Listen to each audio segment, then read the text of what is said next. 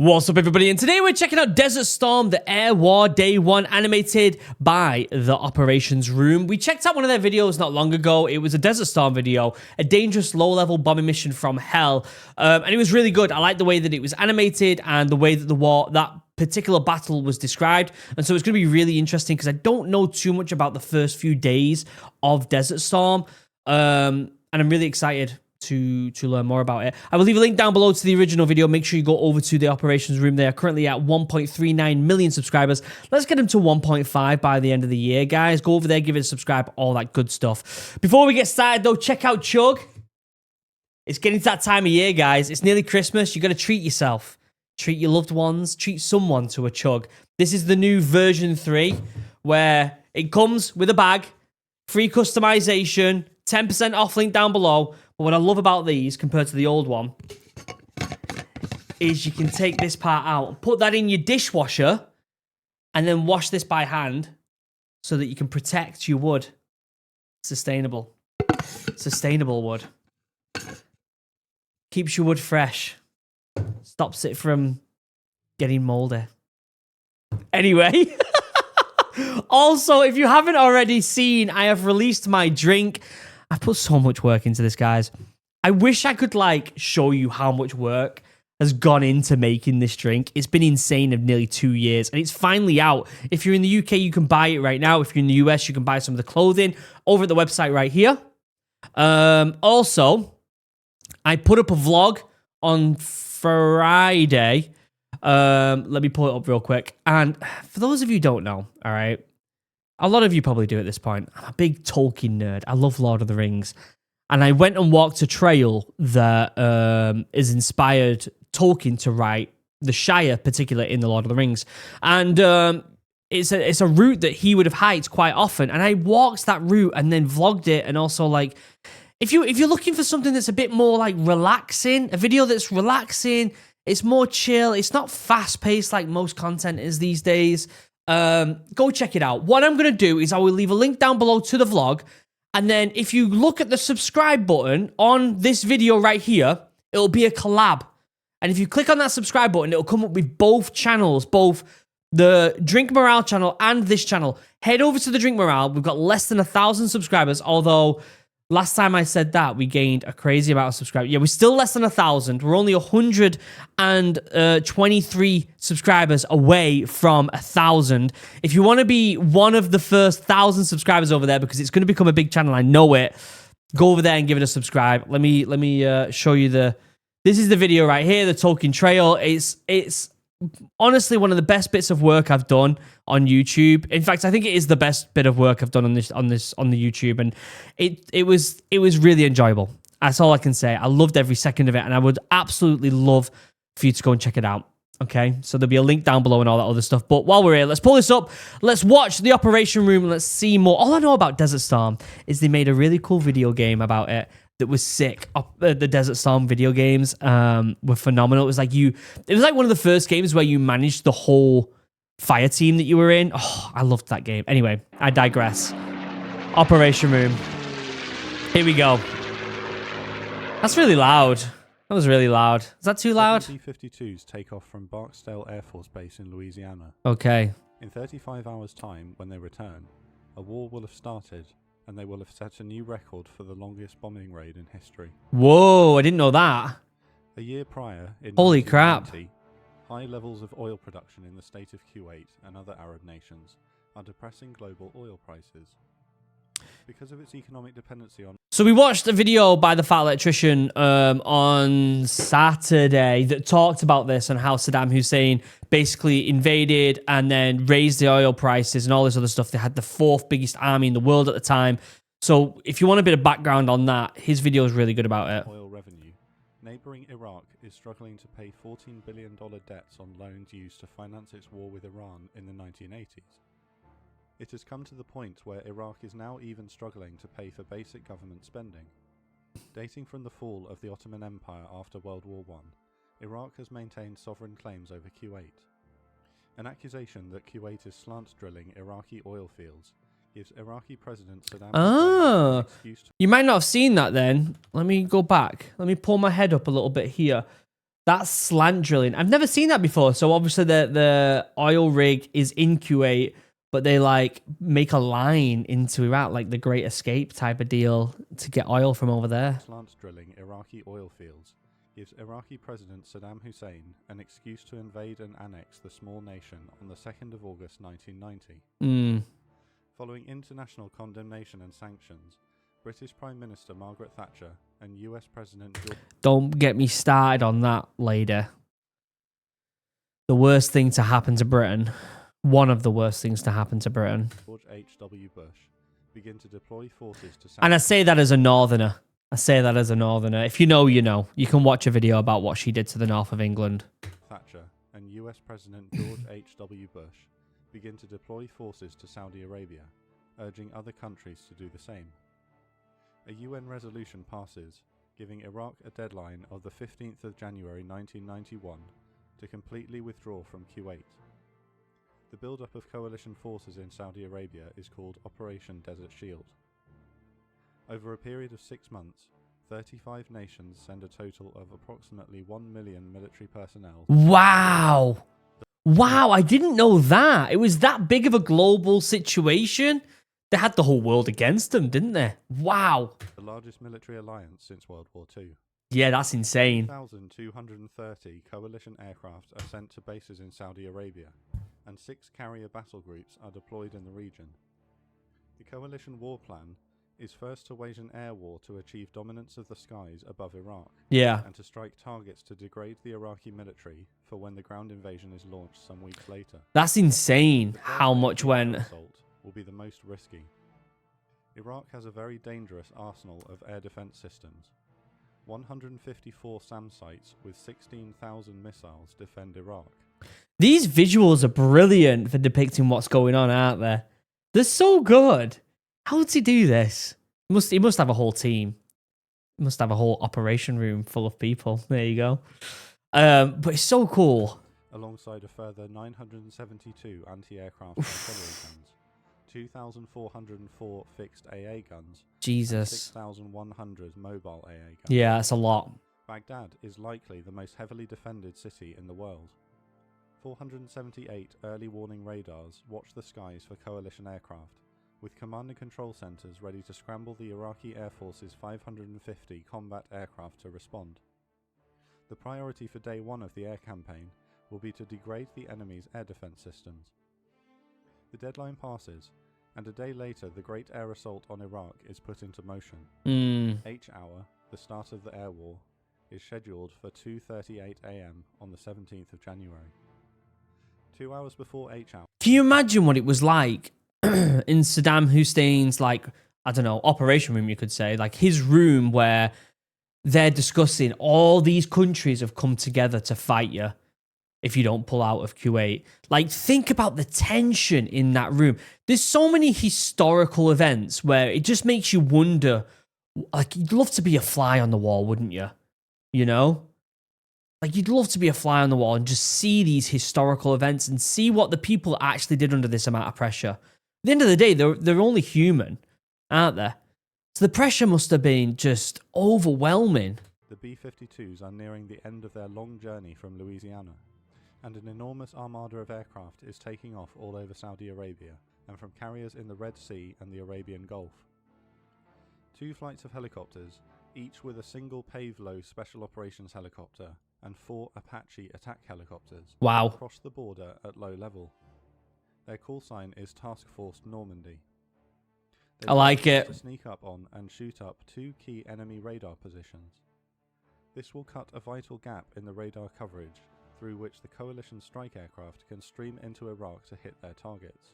Can you imagine what this would have been like if it happened today, though? Like, the difference would have been insane, wouldn't it? Like, yes, this was only in 1991, the year I was born, right? So 34 years ago. But what's insane is the technology we have now compared to what they had then. Like, it makes you wonder, if this happened today, what would be different? Would it go quicker? Would the enemy be able to defend a bit better? I don't think so. I think it would be even quicker, more effective. They'd just roll over him. I mean, they rolled over him here, didn't they, really? E2 and E3 airborne warning and control aircraft referred to as AWACS, are orbiting near the border, directing operations and keeping an eye on Iraqi airspace. Air-to-air refueling tankers are now refueling the aircraft of the enormous First Striking Force over Saudi Arabia. Wow. For the last few months, large formations of coalition aircraft have massed every night near the border, so as not to cause a specific alarm in the enemy Yeah. when the air war does start. So they're literally like, they're all there. And so it could happen at any moment. So it's not unusual that they're all doing this activity. I mean, look at that map.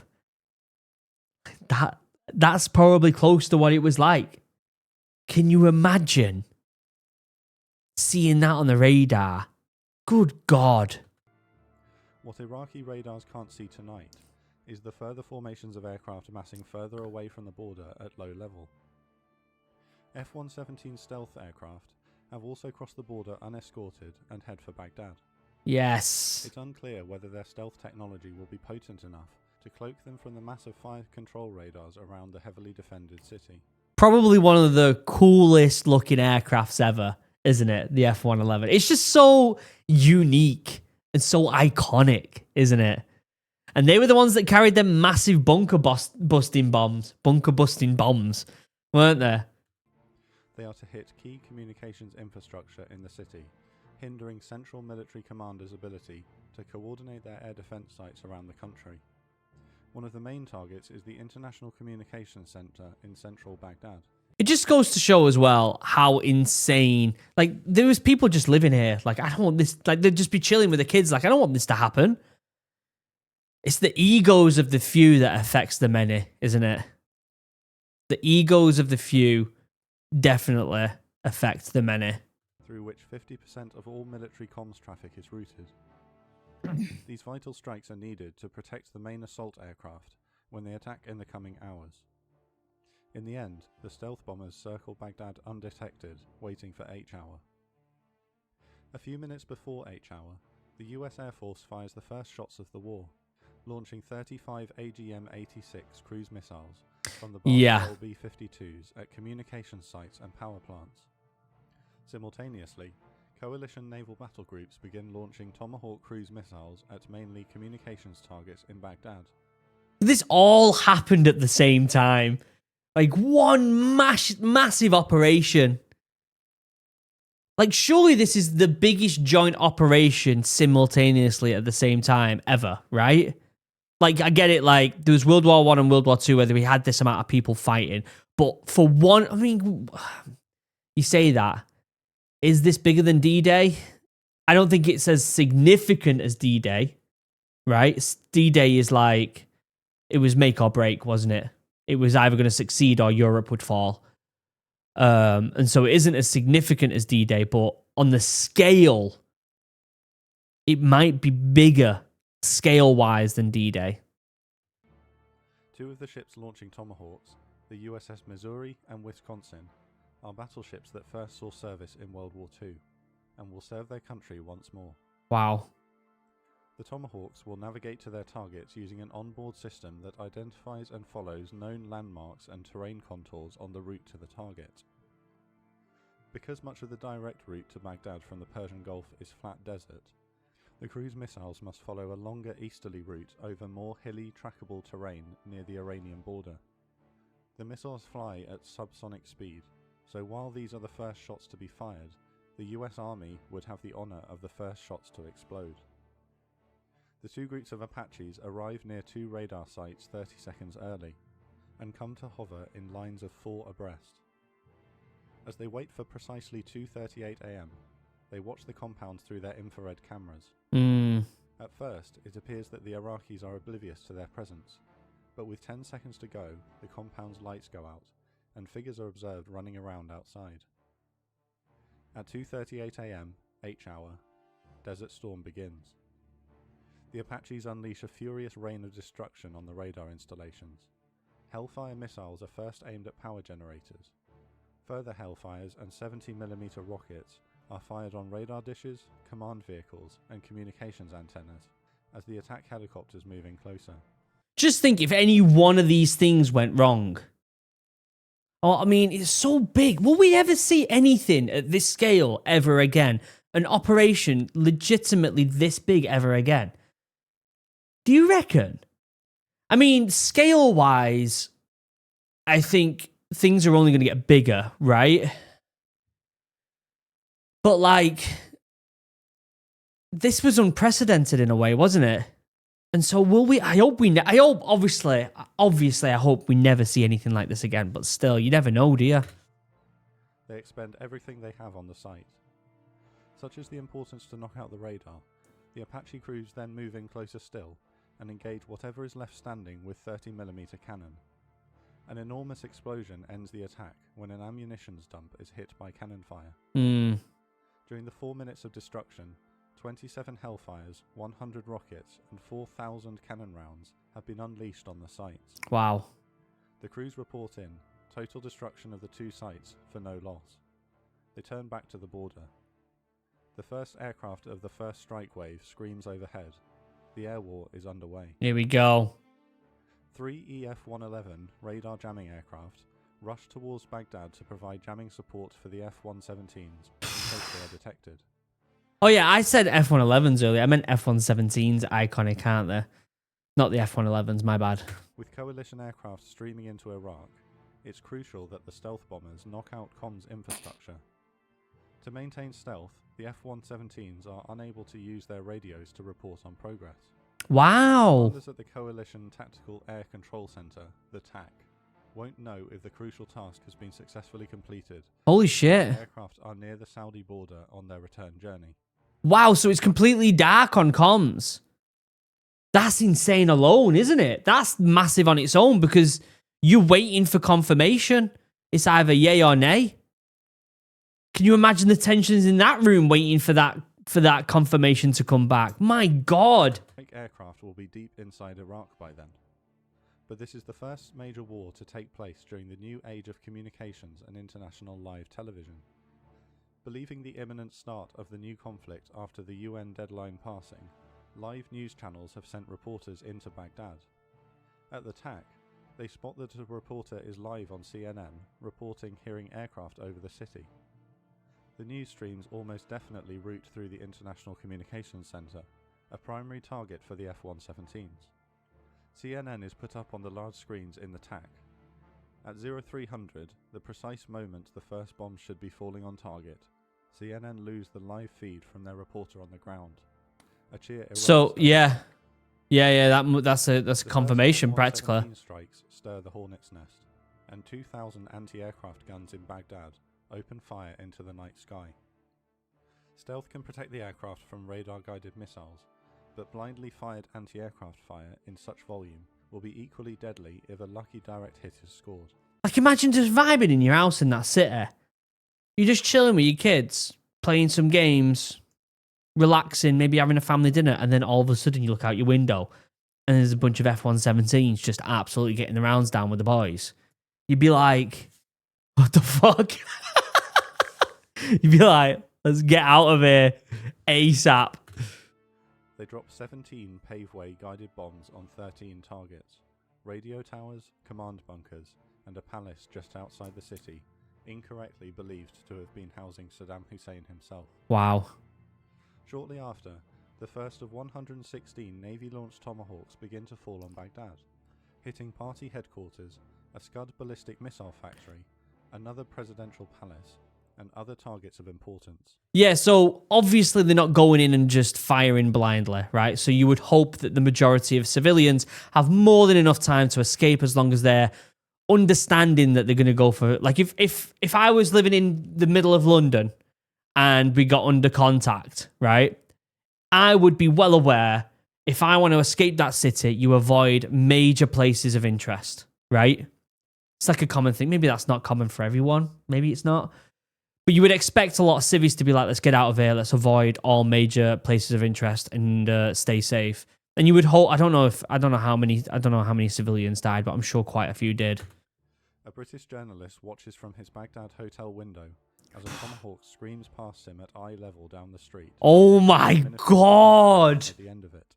Wow. Some Tomahawks carry special warheads which contain long strips of carbon filament. These missiles fly over power transformers and switching stations, and release these strips into them. Whoa. Electrical components to spark, short out, and burst into flames. Holy 5 shit. electrical facilities are hit.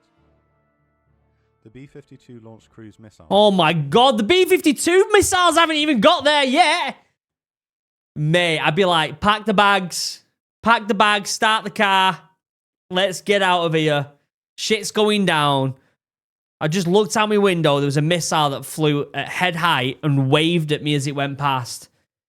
Pack your bags, get some snacks. We're going on a mission. We're journeying to a place far away. Fall on further communication sites and power generation facilities, including the Al Musayib Thanal power plant. After a grueling flight across the Atlantic and Mediterranean to get here, the B-52s will now fly back to Louisiana without landing. The 14,000-mile mission takes 35 hours.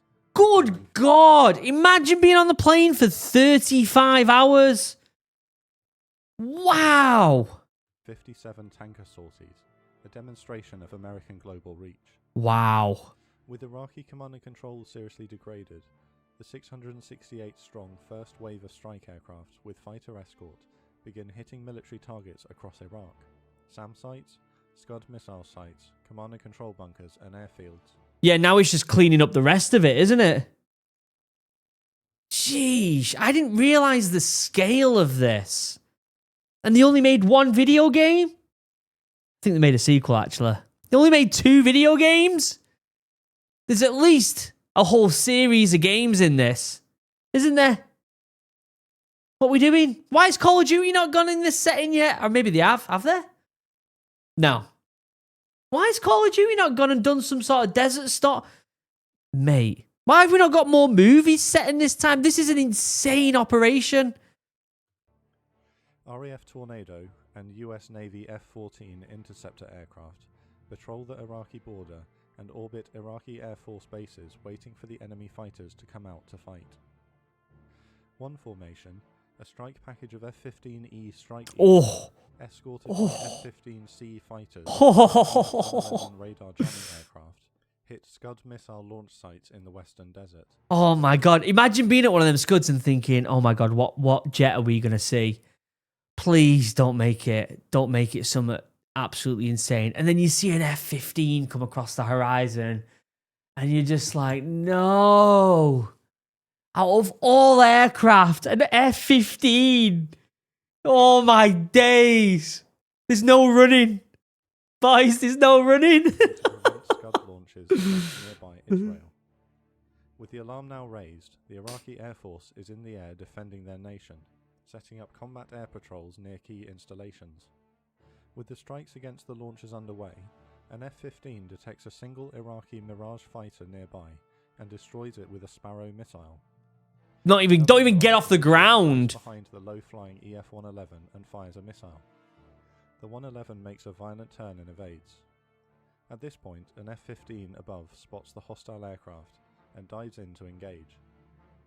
Spotting the attacking Eagle, the Mirage itself makes a violent maneuver to evade the American fighter, but in doing so crashes into the ground. I'd rather crash into the ground than get hit by an F-15. To be fair, that's a fair shout. I think I'd rather just crash into the ground if I saw an F-15 behind me. If I'm flying a jet, I'm just like vibing, I'm thinking that I'm doing well, and I look to the back and there's an F-15, mate, I might as well go into a mountain. Do you know what I mean? Pilot is credited with a maneuvering kill. Another F-15C Eagle has just crossed the border into Iraq, and the pilot detects a distant, unidentified contact on his radar. Rules of engagement require the pilot to ask one of the E-3 command and control aircraft for permission to fire. The contact begins to maneuver aggressively, and the E-3 grants permission to fire. The long-range Sparrow missile flies into the distance, and the pilot sees the fireball as it detonates. The enemy aircraft downed is a modern and dangerous MiG-29 Fulcrum. Holy shit. By a veteran of the Iran-Iraq War with 3 kills on his record. Wow. A flight of F-4G... So they're not going against amateurs here. These are experienced pilots that they're downing. The Wild Weasel aircraft are some of the many aircraft on their way to Baghdad to attack radar sites and SAM sites. Because of the volume of coalition assets in the area, The escorting F-15s are constantly investigating potentially hostile contacts that turn out to be friendly. Yeah, that makes After sense. a few false alarms, Captain Steve Tate finally finds an enemy Mirage. He engages with a Sparrow missile, and the fireball confirms the kill. Multiple flights of aircraft are inbound to Baghdad. I mean, at the end of the day, watching this, they're not coming under a significant amount of contact, are they? We've seen, what, 3, 4 in the air so far? This is supposed to be the 4th largest army in the world. We've seen, like, 4 contacts in the air. That's not a significant amount, is it? I mean, don't get me wrong. Like, some of them are not even able to get off the ground because they're getting hit that quick. But still, it just goes to show how easy they were to just roll over. To attack salmon radar sites. Given the heavy air defences around the city, this could be a treacherous task. The US Navy aircraft make their first major play of the night. A-6 intruders to the west launch decoy glider drones towards the city, intended to trick the defending SAM sites into switching on their radars. It works, and many surface-to-air missiles are launched against them. The Iraqis believe they've scored multiple kills. What they don't see are the US Navy FA-18 Hornets armed with high-speed anti-radar missiles, HARMs, coming in behind. Oh my god. The HARMs lock onto the radar signals coming from the SAM sites on the ground as they engage the drones. A further 37 BQM-74 jet-powered drones approach from the south and orbit the city. Talk about a false win, making them think that they've got it in the bag, and then just smashing them because they reacted to it. Some are shot down by MiGs, but the rest are tracked and engaged by the SAM sites on the ground. Wow. The F-4s and FA-18s move in and launch 75 HARMs, destroying approximately 35 installations. The idea of offering bait drone aircraft to defenses for the Wild Weasels to engage is that of Brigadier General Larry Pooh-Bah Henry. It's a fair shout. Let them engage the drones, give up their positions, and then we just swoop in and clean them out. Easy. It's so simple, isn't it? Sometimes the most simple tactics are always the most effective. The engagement during Desert Storm becomes known as Pooh-Bah's Party. Pooh-Bah's Party! A flight of 4 FA-18s are approaching the large airbase H. That's what we need. Call of Duty, Pooh-Bah's Party. I'd buy that in an instant. Can you imagine the pre-order skins on that? in Iraq, with an E-2 Hawkeye carrier-launched early warning aircraft above. A pair of MiG-29s move to engage the Hornets, but F-15s dive in. Oh my god. Easily add 2 more kills to their Yeah. and growing tally. With 30 miles to go, the E-2 calls out 2 elderly MiG-21s aggressively attacking head-on. Wow. The Hornets are impressive multi-role aircraft. Lieutenant Commander Fox switches from ground attack to air-to-air mode with the flick of a switch. He locks onto one MiG, while his wingman locks onto the other. Fox fires a Sidewinder missile, and his wingman fires a Sparrow. Both hit. Both pilots calmly switch their aircraft back to ground attack mode, and almost without breaking step complete their bombing raid on the airfield. Wow, they didn't even break a sweat. They were just like, yeah, take them out. Okay, crack on with the mission. Just a day in the office. Wow, I didn't realize how easy it was for Allied forces to just do all this. It does make you wonder, would they find it this easy today? They would find it easier, surely. Because of surveillance and communication and stealth. It's all been improved, all of it, across the board. A powerful demonstration of the efficiency of multi-role aircraft in modern warfare. Yeah, seriously. Further B-52s and F-111s drop conventional bombs on the elite Iraqi Army Corps, the Republican Guard, to soften them up and as a show of the military power that they're up against. It's claimed that fear of the B-52's conventional bombing capability caused mass Iraqi surrenders later on in the war. That doesn't surprise me. B-52 is hit by a US missile in a friendly... You see a B-52 go over you, it blocks out the sun.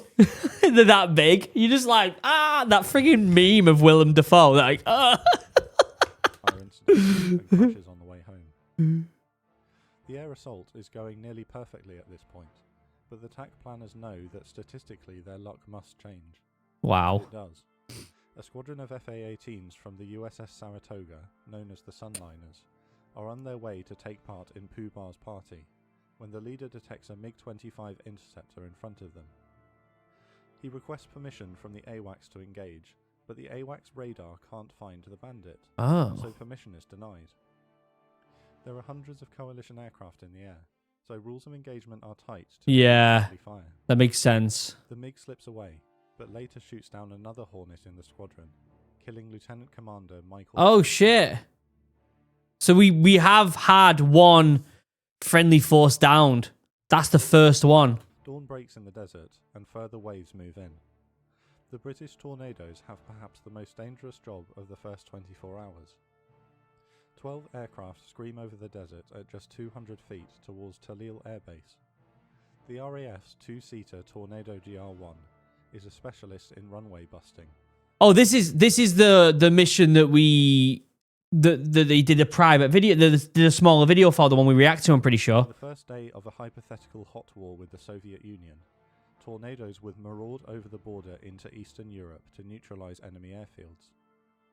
Today they carry their specialist weapon, the JP-233, a system that drops a combination of 30 runway cratering bomblets on the runway and 215 anti-personnel mines to hinder the repair process after. Anti-aircraft fire is much heavier than expected as they line up on the two parallel runways at 180 feet. Wow, that is low. 180 feet? Good God. Through the barrage, each aircraft releases its two JP-233 dispensers. The runways are shredded, and the anti-personnel mines are scattered across both runways and across the airfield, waiting to punish any repair workers who attempt to make the runways operational again. Wow. All aircraft make it out, but the crew report that the flak was heavier than forecast, and that they were in fact very lucky to make it back undamaged. A short time later, in the southeast of Iraq, another wing of 4 Tornadoes approach our Ramallah airbase at low level, each this time with 8 conventional 1,000-pound bombs. Or maybe it was this mission. I can't remember which mission it was, the one that we watched. The mission from hell. It was a smaller battle operation within the big Desert Storm. I'm pretty sure it was the Brits here doing this. Just before the target, the aircraft will pull up into a climb and release their bombs. Yeah, this was it. Throwing the bombs in an arc at the target. The downward momentum when they hit allows the bombs to penetrate into the ground before exploding, maximizing damage. Yeah. Because the bombs are released at range, a target computer calculates the precise release moments during the climb. Flight Lieutenants John Peters, the pilot, and John Nichol, the navigator, begin their attack run. Wow. Ferocious flak opens. Can you imagine that first initial turn into the attack run? I mean, the pilots would be completely in flow state. It's like when me and the boys, when we were in training or whatever, got under contact and we're practicing our drills. As soon as that happens, you just turn in, it just becomes flow state and you just do it. You're not really thinking, you know what to do. Like, you know what to do, and that's what they'll be doing here. They won't even be like thinking, oh my God, here we go. They won't even be worrying about the nerves. They're completely in flow state here. Up on them, and their aircraft is physically buffeted by the nearby explosions. They begin their climb. There's a problem. They have some kind of fault in their targeting computer, and it's not releasing their bombs. They continue to climb as they try to quickly rectify the problem. They're now almost twice the height they should be, very vulnerable. Peters aborts and rolls the aircraft nearly upside down to bank and dive away. Descending and accelerating, they make for safety, but just after they level out, they're hit by a shoulder-launched SAM. Jeez. Both men eject, but are captured by the Iraqis, suffering severe maltreatment. The airstrikes continue without rest throughout the day. I wonder, did they ever survive that? I can't remember. Against military and communications installations across the country. By day, A-10 Warthogs hit radar sites along the Iraqi border, Jesus. to those the Apaches had hit during the night. U-2 spy planes overfly Iraq to search for mobile Scud launchers. They brought everything to the table, didn't they? Literally everything. Special operations helicopters loiter near Baghdad to pick up downed aircrew. Further coalition aircraft join the strikes from bases in Turkey. 12 French Jaguars attacked the Scud missile facility at the Ahmed Al Jaber Air Base in Kuwait, and 4 take heavy damage from flak. So obviously, I'm watching this, and this is all within the air. I'm pretty sure they've also got a video where it's all ground troops. I'd love to watch that as well, because that's my speciality, being on the ground. I'd love to see that version of this video as well. The coalition takes some further losses throughout the day, mostly from anti-aircraft fire on low-level missions. In the evening, 4 elderly A6 intruders are the latest to approach Airbase H3 with laser-guided bombs. They split into 2 pairs and attack from different directions at low level. Wow. 1 aircraft is hit by a SAM. The crew eject and are later captured. Another aircraft is hit, but makes it to Saudi Arabia. Over the first 24 hours of the air war, 2,775 sorties are conducted against strategic Iraqi targets. 2,775! The Iraqi Air Force flies just 120 sorties, losing 8 aircraft. Some of the Iraqi jets flee to their recent enemy, Iran. Makes sense. 19 coalition aircraft are lost or damaged in day 1. 19. Saddam Hussein declares that the mother of all battles has begun. I mean, he's got a bit of an ego there. World War II and World War I were much bigger than this. Assault continues for 5 weeks, pounding the Iraqi military at a rate of 2,500 bombing sorties per day. Largely, the Iraqi Air Force, the 4th largest air force in the world, doesn't come out in full force to fight, and therefore the dangerous low-level attacks on airfields are reduced in favour of hitting mobile Scud launchers. 39 coalition aircraft are lost in combat during the air campaign. Wow. 36 lost in accidents. Gradually, attacks are shifted towards degrading the Iraqi military itself. The ground invasion of Iraq to liberate Kuwait will begin on the 24th of February. I've got to watch a video on that. I've got to watch a video on that. What a great video. There it is. Day 1, ground war. Oh. We got to watch it. I've got to be careful. Some channels don't like it. Not every channel is like the Fat Electrician and all these other big channels that they're like, yeah, go ahead and watch every video you want. Some channels are not like that, so I've got to be careful. I don't want to watch all of their videos on this channel, right? So if you've got recommendations for more, let me know in the comments. I will leave a link down below to this original video. Brilliant. Genuinely brilliant. I learned way more in there than I have in a lot of videos. I feel like I don't know much about Desert Storm already, so yeah, I'm excited to know more, and they should definitely make more Desert Storm video games. This is just me as an excuse to say to the world, look, we should be making more Desert Storm. I think they made 2. I think they made 2 games. I don't know if I played the second one, but the first one was peak. It was so good. Anyway, before we end, check out Chug, 10% off link down below. Check out Morale. There'll be a link somewhere popping up for the video, that vlog I made. Go check out the vlog. It's very chill. It's very relaxing. Also, you can go to the Drink Morale YouTube channel because it'll be collaborated with this video. So down below, if you click the subscribe button, it'll come up with both channels. Be one of the first to subscribe, one of the first 1,000. Other than that, I love you all. Have a wonderful day. Goodbye.